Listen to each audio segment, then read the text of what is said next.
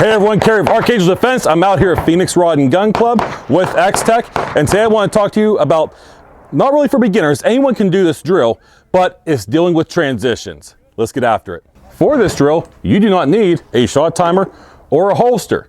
Too much cognitive processing. Let's keep it simple. Can you even hit the targets? Now, when people, these instructors out there talk about transition drills, they always say, eyes lead the gun. Except when they demo this shit, they move their head, and in return, guess what? Your clients or your students start moving their head. That's not what leads the gun. The eyes lead the gun.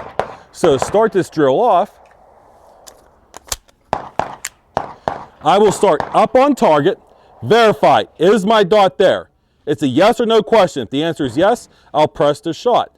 But to build this confidence, my dot's there, I'm on target, I will break the shot. When that shot breaks, that's my shot timer to go to the air target. So for this one, dot's on the first target, my eyes are on the second. Then the opposite way.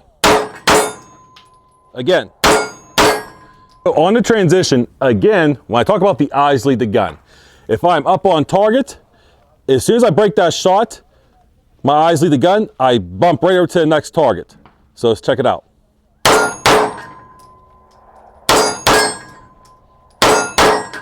Okay. Now, to even show how in-depth you can get with this, I love working on accuracy drills. So when we talk about this, let's go on the plate to the far A-zone cutout still silhouette. As you saw, I hit the 6-inch plate and the A-zone area of that still target.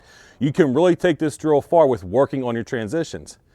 Then, once you do it long enough, then add some more cognitive processing. How about starting from the compressed or broken grip position?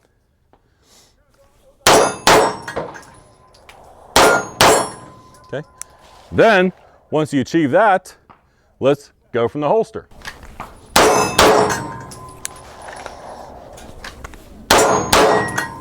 All right, so now let's make sure we can do it with 2 rounds on each.